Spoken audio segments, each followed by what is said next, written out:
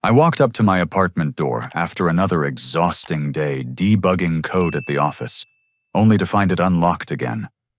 My heart sank as I pushed it open and heard the familiar sound of my mother Helen rearranging my kitchen cabinets, while my father Richard sat comfortably on my couch, reading through my mail like it was the morning newspaper.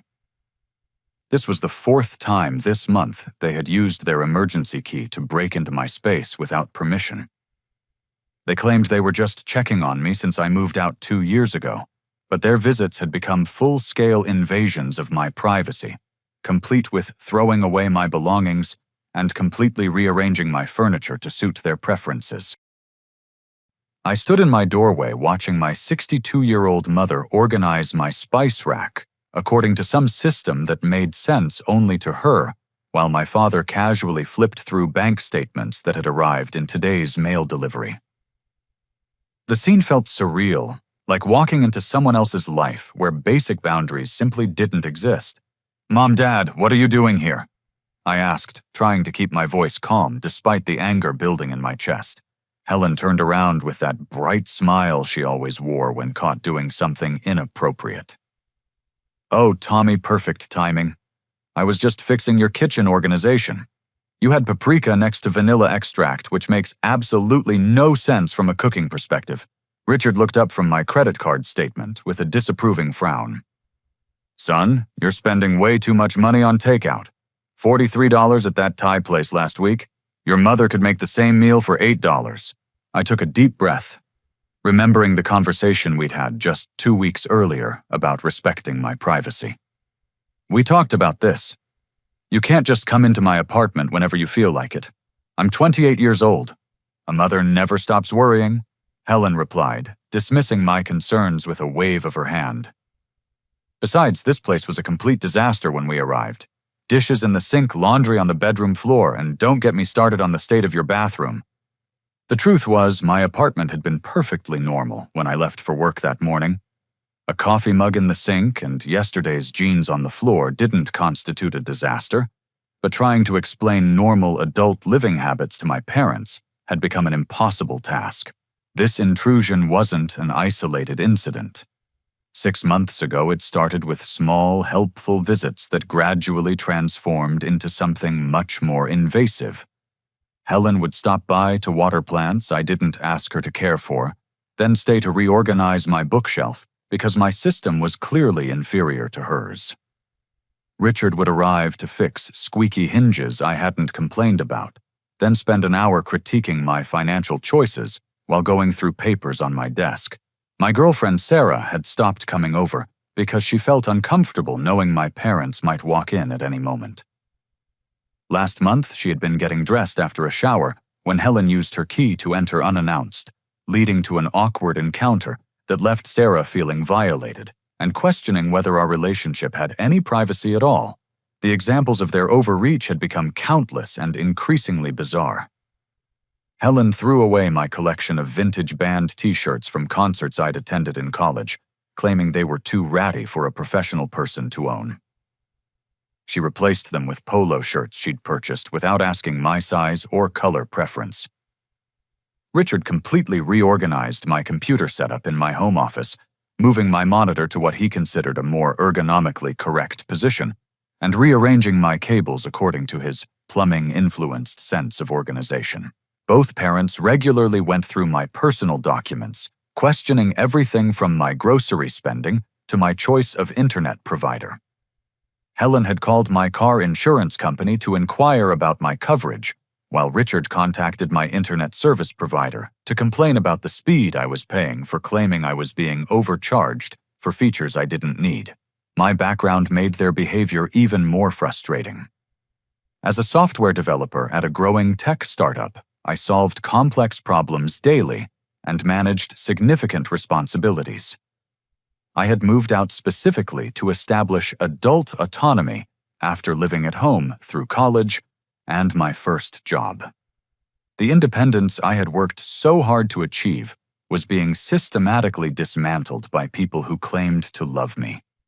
Helen was a retired elementary school teacher who had dedicated 35 years to nurturing children, but she seemed incapable of recognizing that her own child had grown into an adult capable of making his own decisions. Her empty nest syndrome had evolved into something more controlling, as if managing my life could fill the void left by retirement. Richard owned a small but successful plumbing business that he'd built from nothing, instilling in him a belief that constant oversight was necessary for success. He applied the same management style he used with his employees to his relationship with me, offering unsolicited advice and corrections, as if I were a junior plumber who needed guidance on every task. Today, I decided to try a different approach. I pulled out my phone and showed them a detailed list I'd been keeping of their unauthorized visits over the past 6 months. 23 separate incidents ranging from brief inspections to full-scale cleaning marathons that left my apartment unrecognizable. "Look at this," I said, scrolling through dates and descriptions. March 15th, you threw away my coffee table books and replaced them with magazines about home improvement. March 22nd, you rearranged my entire closet and donated clothes to charity without asking. April 3rd, you installed a new shower head because you didn't like my water pressure. Helen's face crumpled into the expression she wore whenever anyone questioned her maternal instincts. "We're only trying to help you, sweetie. You work such long hours and this place needs attention, you can't give it." Richard stood up, his defensive posture indicating that reason wasn't going to prevail. "You're being ungrateful, Tom. We raised you better than this. When I was your age, I would have been thankful if my parents cared enough to help me maintain a decent living space." "Help," I repeated, feeling my frustration boiling over. "Help would be asking first. Help would be respecting my decisions about my own space. This isn't help, it's control." The guilt tactics began immediately. Helen's eyes filled with tears as she explained how much she missed taking care of me, how empty the house felt without children to nurture, and how worried she was that I wasn't eating properly or maintaining healthy habits. Her emotional manipulation was expert-level, honed through decades of managing classroom behavior and refined through years of parenting. Richard's approach was more direct, but equally manipulative. He accused me of selfishness, claiming that family members should support each other, and that my desire for independence was really just an excuse to avoid responsibility. He painted my request for boundaries as a rejection of family values, and suggested that outside influences were turning me against my own parents. I pleaded with them to understand that I wasn't rejecting their love, just their methods. I explained that healthy relationships require mutual respect, and that their constant presence was affecting my mental health and my romantic relationship. I offered compromises, scheduled visits, family dinners, regular phone calls, anything that would give me some control over my own space. As we argued in circles with my parents becoming more defensive and emotional, Helen reached into her purse and pulled out something that made my blood run cold. A key ring with 3 identical keys, each clearly labeled with my apartment number. "I had extras made," she admitted, her voice small but defiant. "The locksmith said it was smart to have backups for family emergencies." I stared at the keys, realizing that my situation was far worse than I had imagined. "Extras? I asked for the emergency key back last month." "Well, yes, but what if something really happened to you?" Helen's voice grew stronger as she justified her actions. "What if you had an accident or got sick and we couldn't get in to help?" Richard nodded in agreement. "We gave one to your Aunt Patricia and one to Jennifer. Family should look out for each other." The revelation hit me like a physical blow. Not only had my parents been systematically invading my privacy, but they had distributed keys to my apartment to other family members without my knowledge or consent. The scope of their betrayal was staggering, and I realized that what I had thought was overprotective parenting was actually a coordinated family effort to maintain control over my adult life. The shock of discovering multiple family members had unauthorized access to my apartment left me speechless for several moments. I stared at the keyring in Helen's hand, trying to process the implications of what she had just revealed. "Who else has been coming into my apartment?" I demanded, my voice cracking slightly. Helen exchanged a nervous glance with Richard before answering reluctantly. Just Patricia and Jennifer. Their family, Tommy. They care about you too. My Aunt Patricia was Helen's younger sister, a 55-year-old real estate agent with strong opinions about proper home maintenance and lifestyle choices. My sister Jennifer, 3 years older than me and married with 2 children, had always been the family golden child who never challenged our parents' authority. I immediately pulled out my phone and opened the security app I had recently installed, partly because of weird feelings about my apartment's security. The motion detection logs revealed a disturbing pattern that made my stomach churn. Patricia's visits appeared twice weekly during my work hours, perfectly timed for when she knew I wouldn't be home. Jennifer's entries were logged for weekend mornings times when I typically went running or ran errands. The systematic nature of their schedules indicated this wasn't casual family concern, but organized surveillance. I called Patricia, first my hands shaking as I dialed her number. She answered on the second ring with her characteristic, cheerful real estate agent voice. "Patricia, have you been going into my apartment?" I asked directly, not bothering with pleasantries. There was a pause before she answered, her tone becoming defensive. "Your mother asked me to check on the place occasionally. She was worried about you living alone for the first time."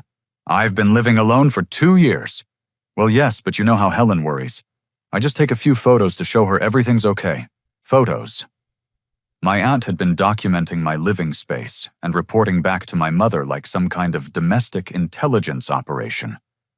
I felt sick thinking about strangers analyzing pictures of my personal belongings and making judgments about my lifestyle. I hung up and immediately called Jennifer, who answered while clearly dealing with her children in the background.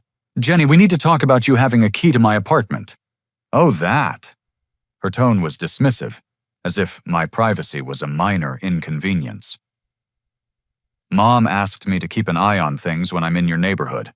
I just check your mail and make sure you're eating actual food instead of living on pizza and energy drinks. You've been going through my mail and my kitchen.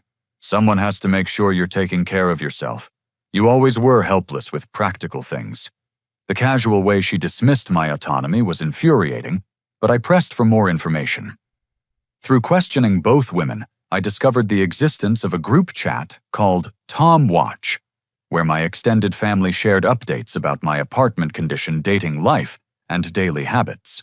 Patricia admitted she regularly photographed the contents of my refrigerator and medicine cabinet, then shared these images with Helen, along with commentary about my food choices and health habits.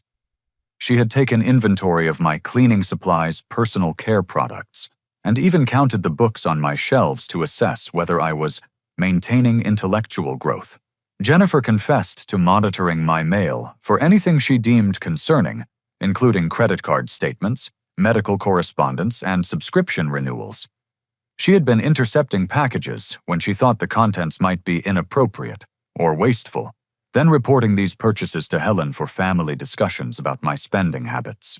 The group chat included not just my immediate family, but also my cousin Derek, my uncle Paul, and even my maternal grandmother.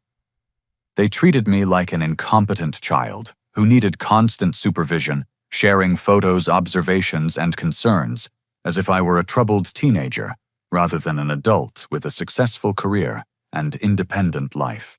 When I confronted my family members individually, each one defended their actions as necessary and loving. Derek claimed he had been keeping an eye on my social media accounts to make sure I wasn't posting anything that might hurt my professional reputation. Uncle Paul admitted he had driven by my apartment building several times to check on the neighborhood's safety, and had even spoken to my neighbors about my habits and schedule. My grandmother, the most shocking participant, revealed that she had been receiving weekly reports about my well-being and had been encouraging the family's involvement because she worried I was becoming too isolated from family values. Sarah confirmed that she had noticed unfamiliar older adults in my building and had even seen people using keys to enter, which explained her growing discomfort with spending time at my place. She admitted that the constant possibility of family intrusion had made her feel like our relationship was being monitored, and judged by people who barely knew her. My friends had also noticed the surveillance, though they hadn't understood what they were seeing. My college roommate Jake mentioned seeing older adults entering my building and assuming I still lived with family. My coworker Lisa said she had seen a woman photographing the building directory, which now made sense in the context of Patricia's reconnaissance missions. The realization that my entire extended family viewed me as incompetent and in need of management was devastating. I began questioning my decision-making abilities, wondering if their constant criticism and oversight had been justified. The psychological impact of having my independence constantly undermined was affecting my confidence in ways I was just beginning to understand. I noticed how the surveillance had changed my behavior in my own home. I found myself cleaning obsessively before leaving for work, hiding personal items that might be judged, and feeling anxious about normal adult choices, like what to eat or how to organize my space. The constant knowledge that family members might be observing and reporting on my life had made me a prisoner in my own apartment. During my investigation into the family network, I made an appointment to speak with Jennifer face-to-face, hoping to understand how my sister had justified such extreme violations of my privacy. We met at a coffee shop near her house, where she brought her laptop to show me something that would change everything. "Look, Tom, we're not trying to control you," she said, opening her computer. "We're just documenting that you're okay." What I saw on her screen made my blood run cold. Jennifer had created a comprehensive digital file about my private life, complete with folders organized by category: finances, health, social life, work, and daily habits. She had been systematically photographing my personal documents, including bank statements, credit card bills, work emails I had printed at home, medical appointment cards, and even personal letters. The financial folder contained images of every piece of mail related to my money management, with Jennifer's handwritten notes analyzing my spending patterns and flagging what she considered problematic purchases. The health folder included photos of prescription bottles, over-the-counter medications, and even the contents of my bathroom trash can to monitor my personal care habits. Most disturbing was the work folder, which contained photographs of confidential company documents I had brought home, including internal emails, project specifications, and strategic planning materials that my employer would never authorize family members to access. Jennifer explained matter-of-factly that she had been sharing this information with Helen, who had been using these detailed reports to make unsolicited decisions about my life. The scope of their information gathering was staggering and potentially illegal, representing a level of surveillance that went far beyond family concern into the realm of stalking and harassment. The discovery of Jennifer's surveillance files prompted me to investigate how far my family's interference had extended beyond my apartment. I started with my workplace calling our HR department to ask if they had received any unusual communications about me. Marcus Rodriguez, my manager at the software development company, awkwardly admitted during a private conversation that Helen had contacted him 3 times in the past month. She had expressed concern about what she called my rebellious phase and requested that they monitor my work performance for signs of instability. "I didn't know how to handle it," Marcus explained, clearly uncomfortable with the situation. "She seemed genuinely worried about your mental health, but the calls felt inappropriate. We've been wondering about your family situation and whether it might affect your work." The embarrassment was overwhelming. My professional reputation, which I had carefully built over 3 years with the company, was being undermined by my mother's interference. Marcus revealed that the management team had discussed my family situation during several meetings, questioning whether the instability might impact my ability to handle increased responsibilities. I decided to contact other institutions that might have received similar calls. My doctor's office confirmed that Helen had contacted them twice, claiming to be worried about my mental health because I was isolating myself from family and making irrational decisions about independence. The medical receptionist had been confused by the calls because my file showed no history of mental health concerns, and all my interactions had been completely normal. My bank's customer service department had a record of Helen calling to inquire about what she described as unusual spending patterns on independence-related purchases. She had questioned why I was spending money on things like premium cable services, restaurant meals, and entertainment subscriptions, suggesting these expenses indicated poor judgment and possible mental health issues. Most shockingly, Helen had contacted my apartment management company multiple times to express concerns about my lifestyle. She had complained about what she called concerning visitors, specifically referencing Sarah, and had requested that building management monitor my apartment for signs of inappropriate behavior or safety issues. The apartment manager, David Chen, called me after I inquired about these communications. "Your mother seemed very worried about you," he said diplomatically. "She asked us to keep an eye on your apartment for signs of distress or dangerous behavior. We didn't act on her requests because they seemed unusual, but we documented the calls in your file. The impact on my relationship with Sarah was even more devastating than the professional consequences. When I finally convinced her to explain her recent distance, she revealed an encounter that made my family's behavior even more disturbing. 3 weeks earlier, Helen had approached Sarah at the coffee shop near my office building, somehow knowing her work schedule and daily routine. Helen had cornered her during her lunch break and engaged in what Sarah described as an interrogation disguised as a friendly conversation. She asked me about our relationship, how long we'd been dating, whether we were sexually active, and if I had noticed any concerning changes in your behavior. Sarah explained, her voice shaking with anger and embarrassment. She told me you had always been irresponsible with money and relationships, and that family members were worried about your judgment. Helen had warned Sarah that I had a history of making impulsive decisions that hurt people close to me, citing examples from high school and college that were either exaggerated or completely fabricated. She had suggested that Sarah might want to reconsider our relationship before she became too emotionally invested in someone with such obvious instability issues. The manipulation was sophisticated and cruel. Helen had used selective information and outright lies to undermine my relationship, presenting herself as a concerned mother, trying to protect a naive young woman from her son's irresponsible behavior. Sarah admitted that the conversation had planted seeds of doubt that had been growing for weeks. Back at work, the professional damage was becoming clearer. Marcus explained that Helen's calls had made the management team question my reliability and family stability. They had been hesitant to offer me the promotion I had been working toward because they were concerned that family drama might affect my work performance and the team's productivity. "We weren't sure if you were dealing with mental health issues or family problems," Marcus said. "The promotion involves managing a small team, and we need someone who can maintain professional boundaries and handle stress effectively." I realized that my family's interference was systematically destroying the adult life I had worked so hard to build.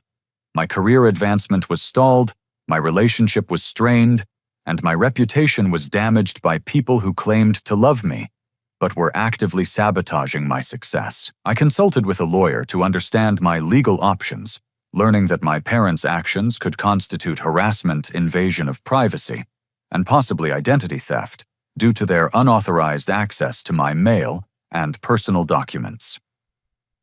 The attorney explained that I had grounds for a restraining order, but pursuing legal action would likely destroy family relationships permanently. The emotional toll was becoming unbearable. I found myself questioning every decision, wondering if my family was right about my inability to manage adult responsibilities. Their constant criticism and interference had created a mental state where I doubted my own judgment and felt anxious about normal life choices. Sleep became difficult as I worried about what my family might be planning next. I started having panic attacks when I came home to find my apartment had been rearranged, or when I discovered evidence of their visits. The stress was affecting my work performance, creating a self-fulfilling prophecy that seemed to validate their concerns about my competence. The breaking point came on a Thursday afternoon, when I received a call that made me realize my parents were escalating their control tactics to a dangerous new level. My apartment complex security guard, Mike Thompson, called to inform me that my parents were in the building manager's office with a locksmith. "They're saying you gave them permission to change your locks for better security." Mike explained, his voice uncertain. "They have some kind of paperwork, but it seemed weird to me. Usually, tenants handle their own lock changes." I felt my heart racing as I realized what was happening. Helen and Richard had moved beyond surveillance and interference into an attempted takeover of my housing situation. They were trying to establish complete physical control over my living space, essentially making me a prisoner in my own home. "Don't let them do anything," I told Mike urgently. "I never gave permission for any lock changes. I'm coming home right now." As I rushed out of the office, ignoring my co-workers' concerned questions, I realized that my parents had been planning something much more dramatic than I had imagined. Their goal wasn't just to monitor and influence my life.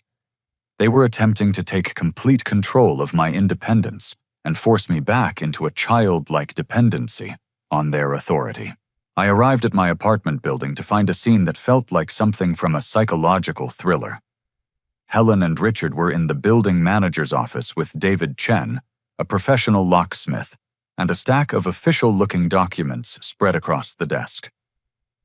Through the glass office windows, I could see my mother gesturing emphatically, while my father stood with his arms crossed in his characteristic stance of stubborn determination.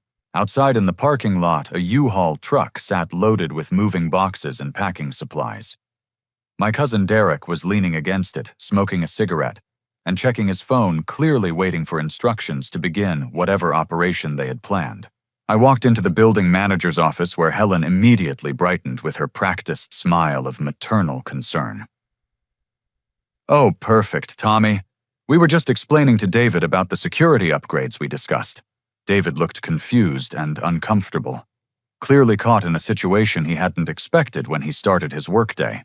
"Tom, your parents have some documents here that they say give them authority to make changes to your apartment for safety reasons." Helen produced a folder containing what appeared to be legal paperwork, complete with official seals and signatures.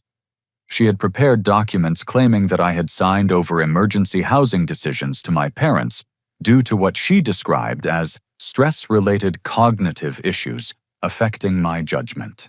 The family lawyer helped us prepare these.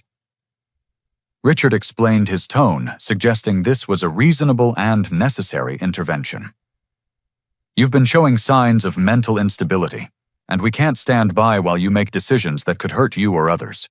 I examined the documents, immediately recognizing that the signatures were forged. Helen had somehow obtained copies of my signature from bank documents or other sources, and had recreated them on legal forms that appeared to give her temporary guardianship over my housing decisions.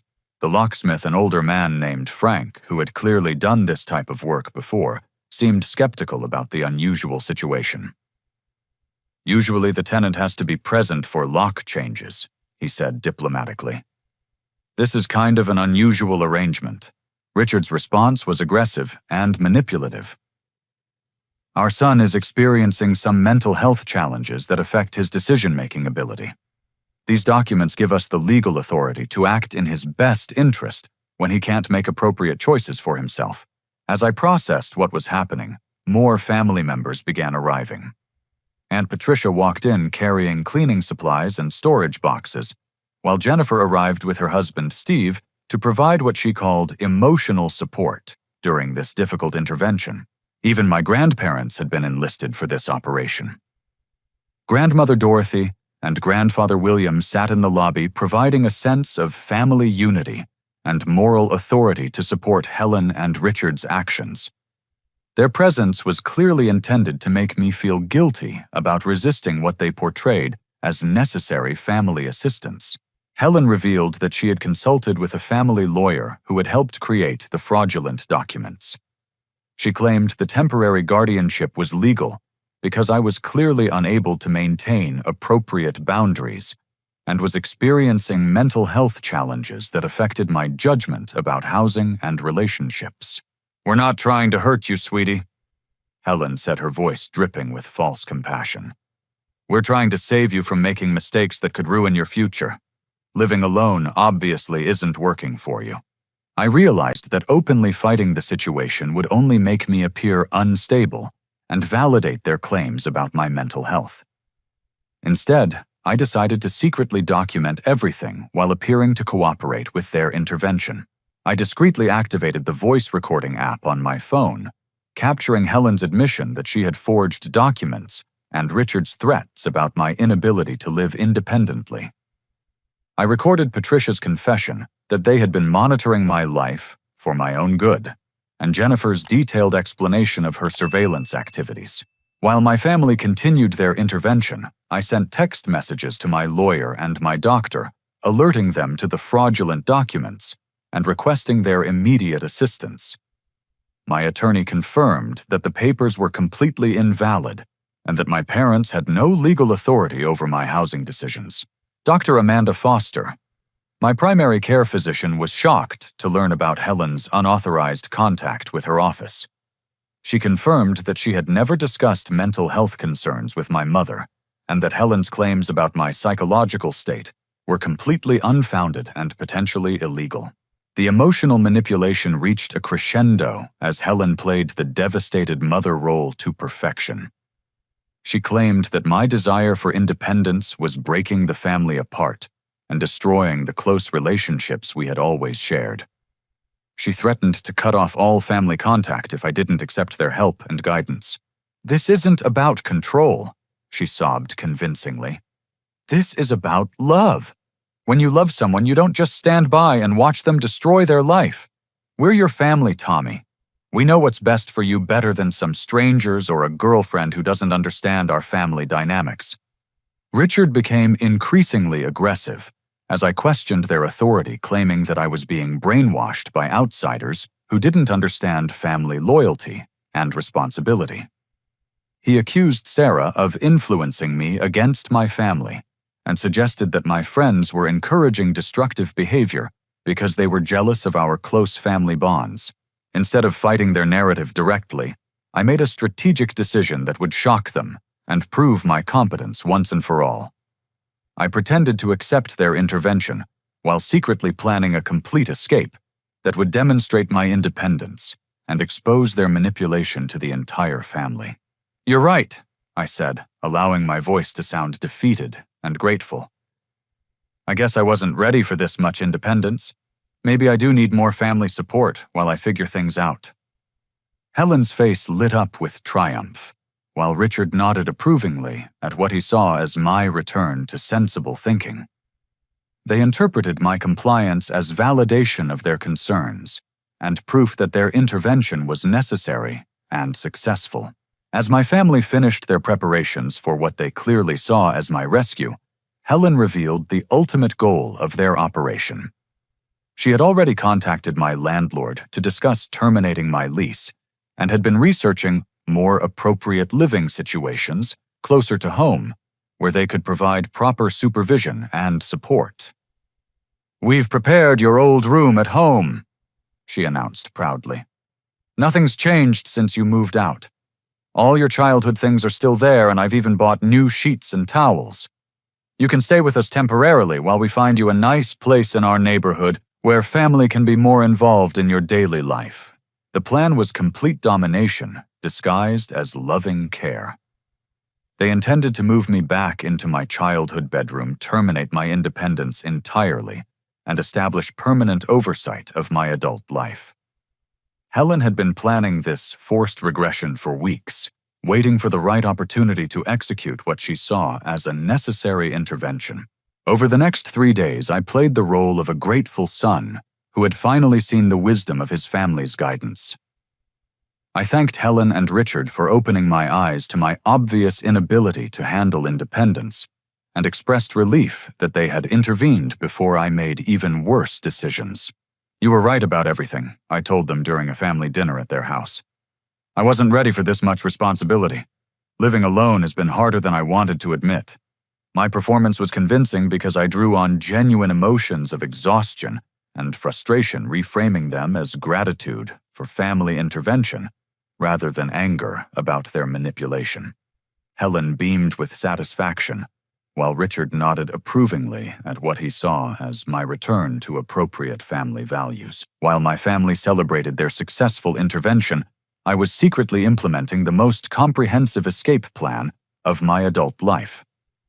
Using my work computer and my friend Jake's address for all communications, I arranged a new apartment across town in a secure building with controlled access and professional management.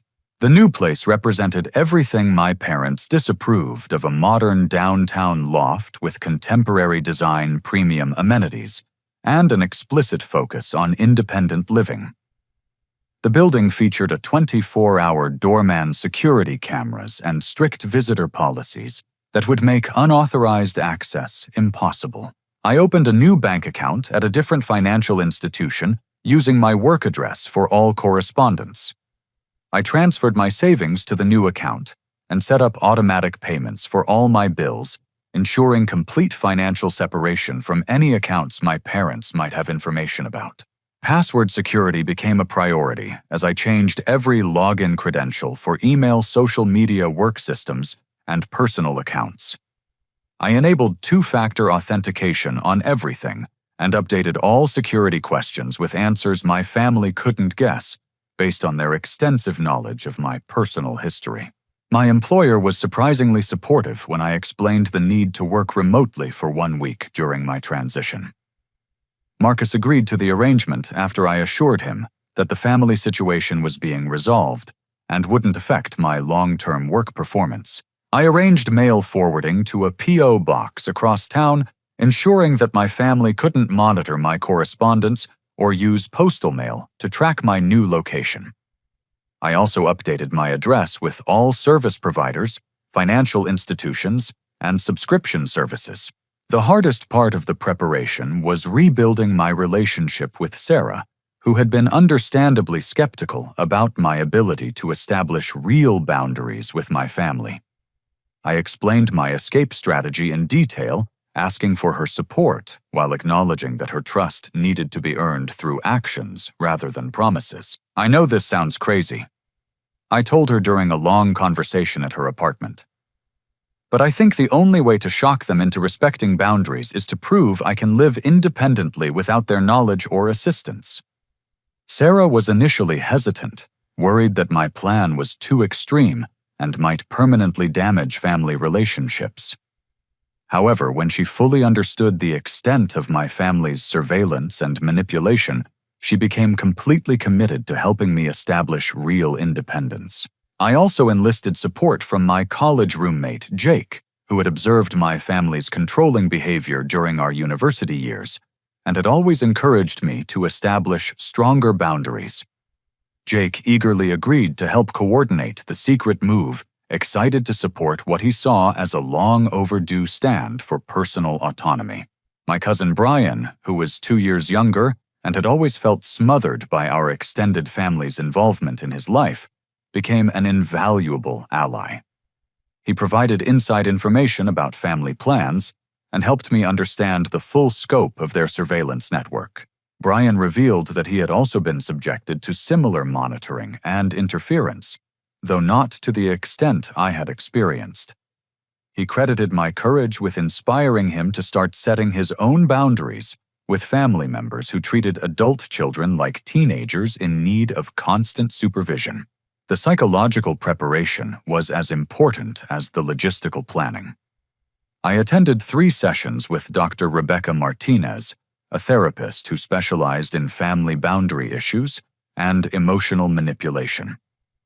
She helped me process the extent of the psychological abuse I had experienced and develop strategies for maintaining boundaries after establishing independence. Dr. Martinez confirmed that my family's behavior constituted a form of psychological abuse that was designed to maintain dependence and control. She helped me understand that their actions weren't motivated by love, but by their own emotional needs and fears about losing influence over my life. Healthy families support independence, she explained. What you're describing is a pattern of control and manipulation designed to keep you dependent on their approval and guidance. Your plan to establish complete independence is a reasonable response to unreasonable behavior. The financial preparation required careful planning to ensure I could maintain complete independence without any family assistance. I calculated all my monthly expenses, built an emergency fund equivalent to 6 months of living costs, and arranged automatic payments for utilities, insurance, and other essential services. I created a decoy plan to maintain the illusion that I was cooperating with my family's housing intervention. I found a fake apartment listing in their preferred neighborhood and told them I was excited about a compromise location where they could visit regularly and be more involved in my daily life. We scheduled a fake apartment viewing for Saturday morning at 10 o'clock, which would be exactly when I executed my real move to the secure downtown location. Professional movers were arranged, utilities were scheduled for connection, and my new apartment was fully prepared for immediate occupancy. My support network was coordinated like a military operation. Sarah would oversee the packing of personal items and coordinate with the moving company. Jake would handle the logistics of transferring my belongings from my parents' house to the new location. Brian would provide intelligence about family movements and ensure they remained focused on the fake apartment viewing. On Friday evening, as I prepared for the most dramatic day of my adult life, I overheard a phone conversation that confirmed how extreme my family's control intentions had become. Helen was speaking with someone she called a family consultant about establishing permanent oversight of my life decisions. I listened from the kitchen as Helen discussed hiring a private investigator to monitor my adjustment and ensure I didn't make any more poor decisions about independence. She was researching legal ways to establish ongoing authority over my financial decisions, living arrangements, and even my romantic relationships. "We can't let this happen again," Helen told her consultant. "If we don't establish proper boundaries now, he'll just make the same mistakes over and over. Sometimes children need to be protected from their own poor judgment even when they're adults." The conversation revealed that my family's control attempts would never end unless I took action dramatic enough to completely sever their ability to interfere in my adult life. Their goal wasn't temporary assistance, but permanent authority over my personal decisions. Saturday morning arrived with perfect weather for the most important day of my adult life. I woke up early and sent my parents a text expressing excitement about the apartment viewing and confirming that I would meet them at the fake address at 10 o'clock. While Helen and Richard drove across town to look at a non-existent apartment, my carefully coordinated team executed the move with precision that would have impressed a military logistics officer. Jake arrived at my parents' house at 8:30, while Sarah coordinated with the professional moving company at my secret new location. The moving crew, led by an experienced foreman named Carlos, had been briefed on the unusual situation and worked with remarkable efficiency. They understood that time was critical and that discretion was essential for the operation's success. By 9:15, all my belongings were loaded and en route to my new downtown loft. Brian confirmed via text that our parents were still driving toward the fake address, completely unaware that their son was simultaneously establishing complete independence 30 miles away. My new apartment building was everything I had hoped for in terms of security and professional management. The doorman James was a retired police officer who took building security seriously and had been briefed on my family situation by the building management company. "Don't worry about unauthorized visitors," James assured me as I signed the final paperwork. "We have strict policies about access, and no one gets upstairs without tenant approval regardless of what they claim about family relationships." The apartment itself represented a complete transformation from the life my family had been trying to control. Modern appliances, contemporary furniture, downtown city views, and sophisticated amenities that reflected my actual tastes rather than my parents' preferences for traditional suburban living. Sarah arrived with champagne and takeout from my favorite Thai restaurant, the same place my father had criticized for being overpriced. We toasted my independence while setting up my home office with the computer configuration I preferred, rather than Richard's ergonomically incorrect modifications. At exactly 10:15, my phone began exploding with calls and text messages. Helen and Richard had discovered that the apartment address didn't exist and had rushed back home to find my belongings missing from their house. The first call was from Helen, her voice hysterical with panic and confusion. "Tommy, where are you? Your room is empty and there's no apartment at the address you gave us. What's happening?" I let the call go to voicemail, focusing instead on arranging furniture in my new living room, while Sarah organized my kitchen according to my preferences, rather than Helen's organizational system. Richard's voicemails were angrier and more demanding. "Tom, this is ridiculous. Call us back immediately and tell us where you are. Your mother is worried sick, and this kind of behavior is exactly why you need family supervision." Instead of answering their increasingly frantic calls, I composed a carefully crafted group text message to the entire extended family, including everyone who had participated in the surveillance network. The message included photos of my new apartment setup and a clear explanation of my actions. "I've moved to a new apartment where I can live independently without unauthorized family interference. The past months of surveillance manipulation and control have been unacceptable. I'm not rejecting family relationships, but I am establishing non-negotiable boundaries about privacy and respect." I attached documentation of their harassment activities, photos of the forged legal documents, screenshots from the Tom Watch group chat that Brian had provided, and copies of my security camera footage showing unauthorized apartment entries. The family response was immediate and divided. Patricia and Jennifer supported Helen's position that I was being ungrateful and potentially dangerous, expressing concern about my mental state, and suggesting that my actions proved their surveillance had been necessary and justified. However, Brian and several younger cousins expressed support for my independence. My cousin Sarah, who was finishing college and had been subjected to similar family oversight, sent a private message congratulating me on my courage and asking for advice about establishing her own boundaries. Most surprisingly, my grandparents called within an hour to express shock about the surveillance activities. Grandmother Dorothy admitted she had been receiving reports about my well-being, but had never understood the extent of the monitoring and manipulation. "I thought your mother was just keeping in touch with your life," Grandmother said during our phone conversation. "I had no idea about the keys and the photographing and all that business. That doesn't sound like normal family concern to me." My employer's response was equally validating. Marcus called Saturday afternoon to congratulate me on resolving the family situation and to officially offer me the promotion that had been delayed due to concerns about family interference affecting my work performance. "I'm impressed by how you handled a difficult situation," Marcus said. "The leadership team has been discussing your problem-solving skills and your ability to manage complex challenges.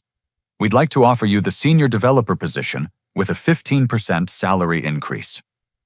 Sarah's reaction was the most important validation of my decision. She admitted that she had been close to ending our relationship because of my family's constant interference and manipulation, but seeing my courage in establishing boundaries had convinced her that we could build a real future together. "I'm proud of you," she said, while we arranged books on my new shelves. "I was starting to wonder if you would ever be able to stand up to them.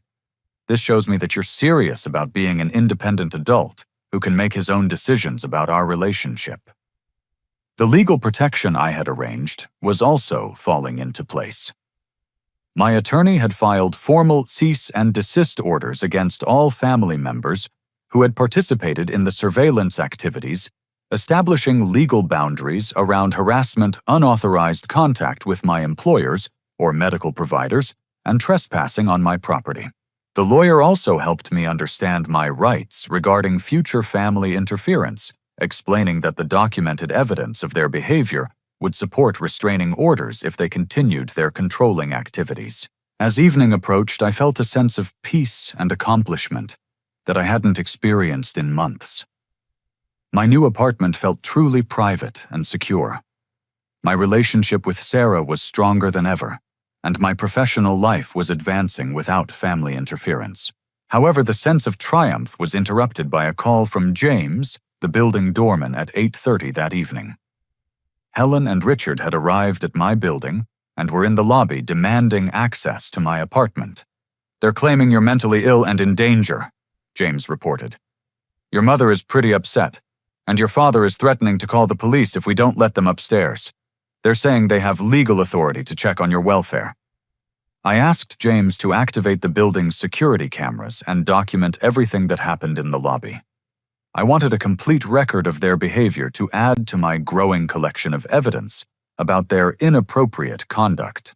When James denied their access due to building policies about unauthorized visitors, Helen created a scene that perfectly demonstrated why I had needed to establish such dramatic boundaries.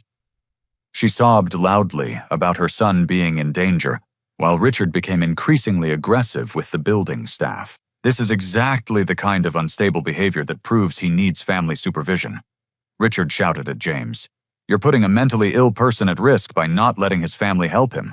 Helen's performance included claims that I had a history of mental health problems and that my desire for independence was actually a symptom of psychological illness that required family intervention. She demanded that building management call emergency services to perform a welfare check on their disturbed son. The security footage captured their erratic and inappropriate behavior perfectly, providing me with undeniable evidence that their concern wasn't loving or reasonable, but controlling and manipulative. Their willingness to lie to building security and threaten legal action demonstrated exactly why I had needed to establish such strict boundaries. James handled the situation with professional calm, explaining building policies and offering to call police if they continued to harass staff or refused to leave the premises. Eventually, Helen and Richard departed, but not before Richard threatened to find other ways to get access to check on my welfare. The security footage from my building lobby became a crucial turning point in my family's understanding of their own behavior.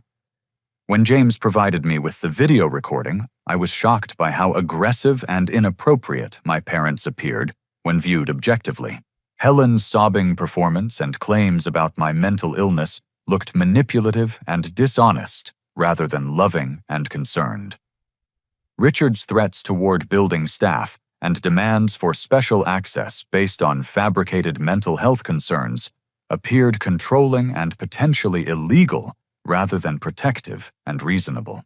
More importantly, when my grandparents requested to see the footage to better understand what had happened, they were appalled by their children's behavior. Grandmother Dorothy called Helen immediately after viewing the video to express her disapproval and concern.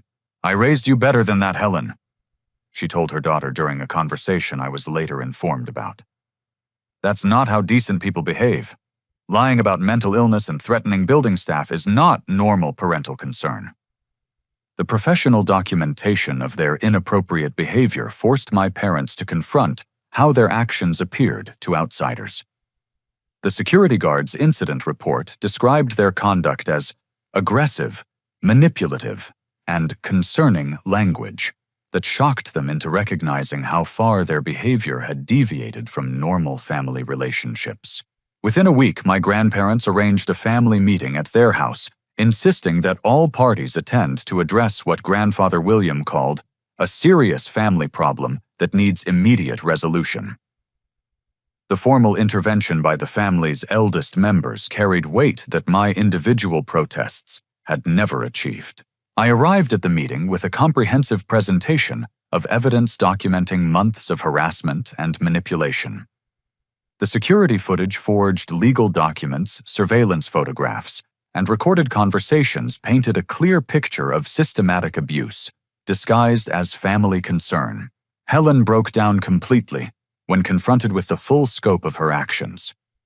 Seeing the Tom Watch group chat messages displayed on my laptop screen made her realize how her behavior looked to others and how far she had strayed from appropriate maternal concern. "I never meant for it to become like this," she sobbed, her voice shaking with genuine remorse. "I just missed taking care of you, and I was scared that you would make mistakes without family guidance. Empty nest syndrome made me crazy, and I convinced myself that controlling your life was the same as loving you. Richard's admission was more difficult but equally important for family healing.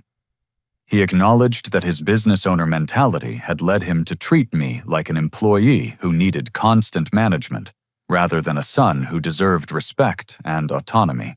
I built my business by controlling every detail. He explained, his voice subdued. I applied the same approach to parenting, thinking that more oversight would guarantee better outcomes. I forgot that raising successful children means teaching them to make their own decisions, not making decisions for them forever. The extended family members who had participated in the surveillance network also expressed remorse when confronted with evidence of their involvement. Patricia admitted that her real estate background had made her view my apartment as a property to be managed, rather than a home to be respected. Jennifer's apology was particularly meaningful because she acknowledged how her competitive relationship with me had influenced her willingness to participate in undermining my independence. She admitted that reporting my mistakes to our parents had made her feel superior and more successful by comparison. Together, we established clear boundaries for future family interactions that respected my autonomy while maintaining loving relationships. Weekly family dinners at restaurants or my grandparents' house replaced unauthorized apartment visits. Scheduled phone calls with advance notice replaced surprise check-ins and emergency interventions. Most importantly, we created a family agreement that personal information about individual members would not be shared without permission, and that romantic relationships would be respected as private matters between the adults involved. 6 months later, my promotion at work had led to additional responsibilities and recognition within the company. Marcus praised my leadership skills and recommended me for advanced training programs that would accelerate my career development. My professional reputation had been completely restored and was stronger than ever. Sarah and I decided to move in together after a year of successful independent living, and my parents attended our housewarming party as respectful guests rather than invasive overseers. Helen even apologized to Sarah privately for their previous inappropriate encounter and welcomed her into the family properly. The Tom Watch group chat was permanently deleted, and family members learned to respect each other's privacy and adult decision-making. Brian used my example to establish his own boundaries with family interference, and several younger cousins expressed gratitude for the precedent I had set for independent living. My relationship with my parents evolved into something healthier and more sustainable. Helen channeled her nurturing energy into volunteering with children's literacy programs, finding fulfillment in helping others rather than controlling my life. Richard learned to offer advice only when asked and to respect my decisions, even when he disagreed with them. Personal growth from the experience extended far beyond family relationships. I developed confidence in my decision-making abilities and learned to trust my instincts about what was healthy and appropriate in relationships. The experience taught me that loving someone sometimes requires risking short-term conflict to establish long-term respect. Most importantly, I learned that true independence isn't about physical separation from family, but about establishing mutual respect and healthy boundaries that allow relationships to flourish based on choice rather than obligation or control. The situation also taught me about the difference between love and control. People who truly love you want you to succeed and become the best version of yourself, even if that means making choices they wouldn't make. Control disguised as love actually prevents growth and damages the very relationships it claims to protect. I realized that enabling unhealthy behavior isn't actually helpful to anyone involved.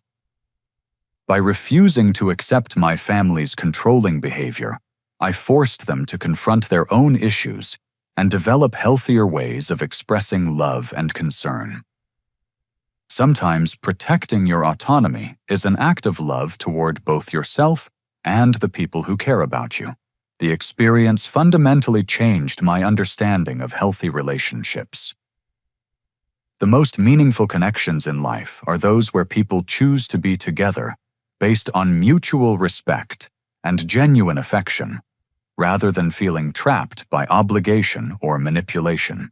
Today, I live in genuine contentment in my secure apartment, thriving in my career, enjoying a strong relationship with Sarah, and maintaining loving but respectful connections with my family. The courage required to establish boundaries created space for real love to flourish, proving that sometimes you have to risk losing someone temporarily to save the relationship permanently.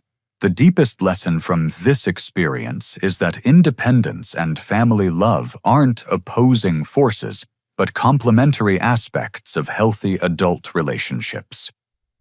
When family members respect each other's autonomy and decision-making abilities, they create an environment where love can be expressed freely rather than demanded through control and manipulation. Have you ever had to set difficult boundaries with family members who meant well but crossed important lines? How did you balance maintaining relationships while protecting your independence? Share your experiences in the comments below. And don't forget to like this video if it resonated with your own struggles for adult autonomy.